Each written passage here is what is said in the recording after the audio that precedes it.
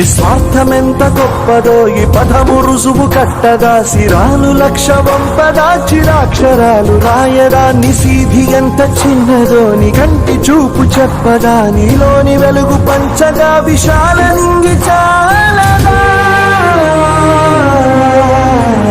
మనుష్యులందు నీ కథ మహర్షిలాగా సాగదా, మనుష్యులందు నీ కథ మహర్షిలాగా సాగదా.